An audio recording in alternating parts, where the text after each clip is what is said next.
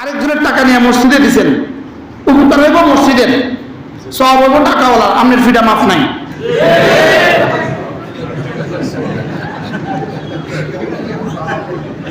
কি কি বলছি বলেন? উপকার হইব কার? সব হইব কার? ফিটা কার মাফ নাই? 2 ফিটা দিব, 2 ফিটা। আল্লাহ আমাদের সবাইকে হেফাজত করেন। কথা আমার দূরে চলে গেছে, আমি সূরা কাফ পড়ব ইনশাআল্লাহ। আজকে সূরা কাফের ভূমিকাই এত বড় হয়ে গেছে। আল্লাহ তাআলা যেন আমাদের প্রত্যেককে আখিরাতকে সামনে রাখার তৌফিক দান করেন।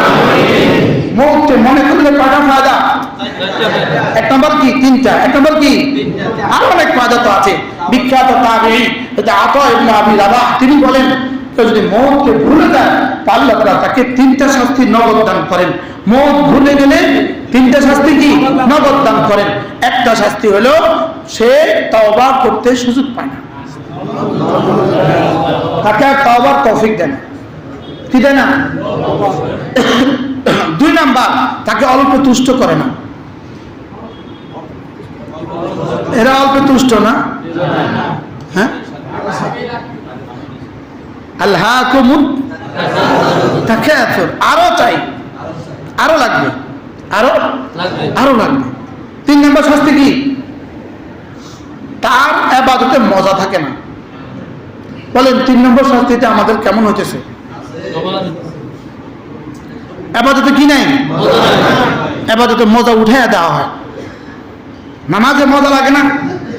নামাজে কি লাগে না? নামাজে মজা লাগে না।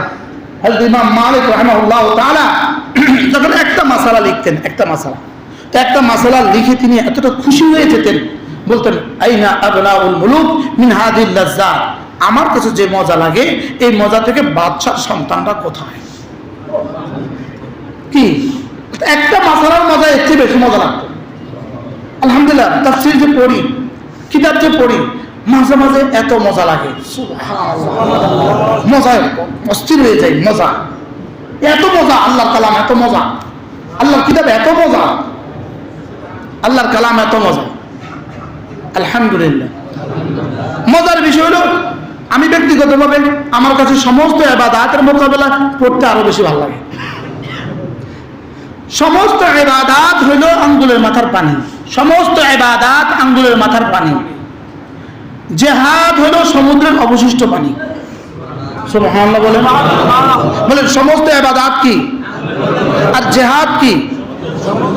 সারা পৃথিবীর সমস্ত মানুষের ফজরের নামাজের সেজদার দাম যত, হামাসের 1 সেকেন্ডের জিহাদের দাম তার চেয়ে কোটি কোটি গুণে বেশি, কোটি কোটি গুণে বেশি। ফাদ্দালাল্লাহুল মুজাহিদিন আলাল কাঈদিন দারাজা। আল্লাহ তাআলা বলেন মুজাহিদিনদের দাম আমি কত বাড়িয়েছি জানো?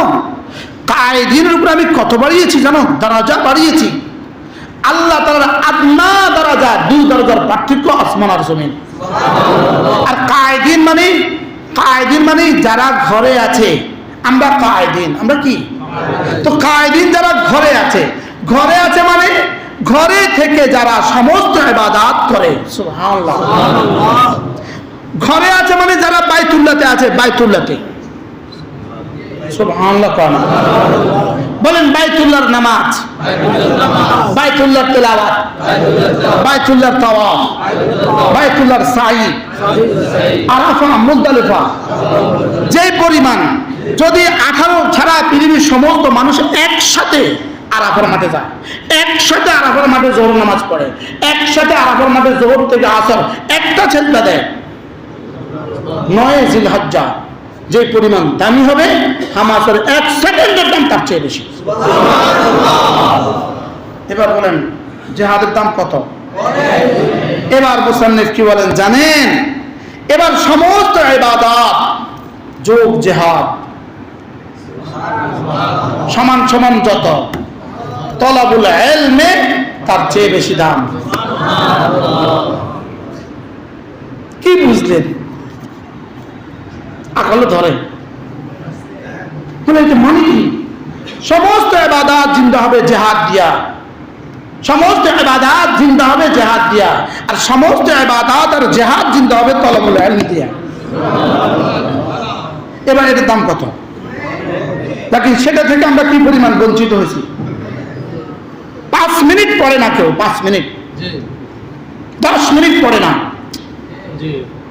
কত হাও করে নাও করে না, বাস্তব না বাস্তব বলে পড়ে না, পড়ে না।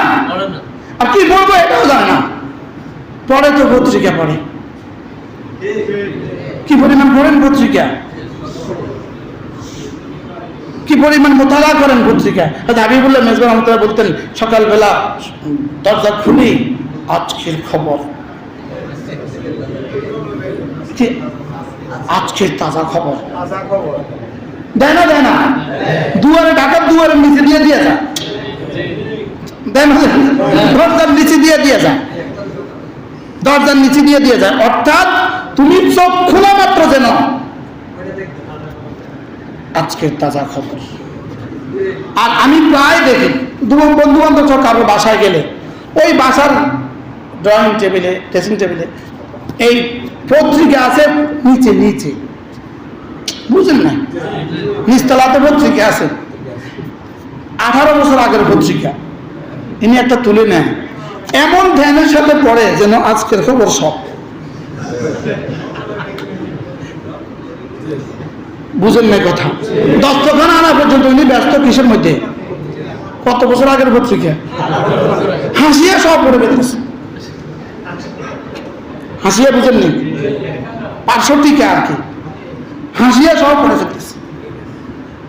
আমাদের হুজুরও বলছিল তো স্বাধীনতার সময় নাকি সবাই খুব পত্রিকা পড়তো, তখন কি অন্য কিছু ছিল না, তো 2-1টা পত্রিকা ছিল, তো পত্রিকা পড়তেছে, তো এক বেটা সব দেখে বাসে সবাই পত্রিকা লইছে, ওইটা মূর্খ তো একটা পত্রিকা কিনছে, কিনে উল্টা দিচ্ছে, উল্টা দিচ্ছে, উল্টা ধরে খুব পড়ে, বিড় করে।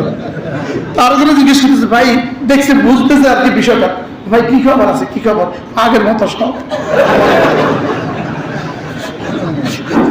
সব নিউজ, কি সব নিউজ আগের মতো। আমরা একজনে স্বাধীনতার সময় ভোলা গিয়ে আত্মগ্রহণ করছে, গিয়ে পরিচয় দিয়েছে আমি অমুকের আত্মীয়, আমাকে বাড়ির হুজুর রহমতুল্লাহ আমার বাড়ি ছিল ভোলা। তো ওই বেটারে বাড়ির কাছারিতে রাখছে, একটা ল্যাব দিছে, একটা তোষক দিছে, তো আমি ভিজে শুয়ে আয়া দেখেছে ল্যাব ভিজে রাখছে, তোষক গাছ দিয়ে রাখছে, বুঝলেন না, ওইটা কি বা কি দিছে, আর গায়ে দিছে কি কি লেগে, কয়েকটা নরম লেগে এটা নিচে দিছে।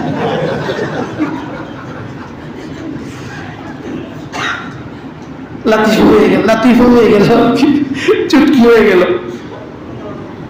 এজন্য মেরে ভাইও আখিরাতকে মনে করা, আখিরাতকে কি করা, মনে করা, নিজের সন্তানকে বাঁচান, নিজের সন্তানের কলিজায় আখিরাতের সবক দেন। না হয় কি দৃশ্য হবে আল্লাহ ছাড়া কেউ জানে না। এই দৃশ্য দিয়ে যে কি হবে, মোবাইলের দৃশ্য দিয়ে যে কি হবে, এটা আল্লাহ ছাড়া কেউ জানে না। আল্লাহ মোবাইলের গজব থেকে আমাকে বাঁচান, আমার সন্তানদেরকে বাঁচান। ওই যে রিক্সার পিছনে লেখা আছে, ছেলের হাতে মোবাইল নয় বই দাও, এর দূরের মধ্যেই আছে। আর তো রিক্সাওয়ালা ভালো কথা লিখছে, আমাদের হাজরত মাওলানা হাবিবুল্লাহ মেজবাহ বলেন, আচ্ছা রিক্সার পিছনে যে ছবিটা লাগাইছে, এই ছবিটি দিয়ে ওই রিক্সাওয়ালা কি কি দেখে? আচ্ছা রিক্সাওয়ালার কি কি লাভ? হ্যাঁ, রিক্সাওয়ালার কি কি লাভ? তো তুই কি কাজটা করলি? সিএনজি সিটের মধ্যে লাগাই আছে, সিএনজি সিটের মধ্যে পেটের ছবি লাগাই আছে, সিএনজি সিটের মধ্যে। আচ্ছা এই সিএনজি ওয়ালার কি কি লাভ?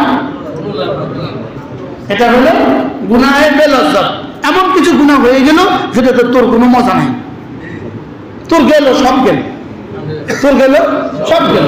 দোকানে কি পরিমাণ নগ্ন ছবি লাগিয়ে রাখে, কি পরিমাণ নগ্ন ছবি দোকানে লাগা, নিজের ঘরে কি পরিমাণ ছবি ঝুলা, কি করছি, কি করতেছি?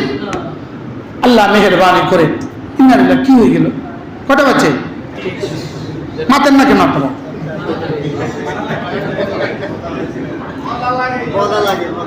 আল্লাহ আমাদের সকলকে বোঝাপড়া সহজ করে দেন, সকলে বলে আমিন।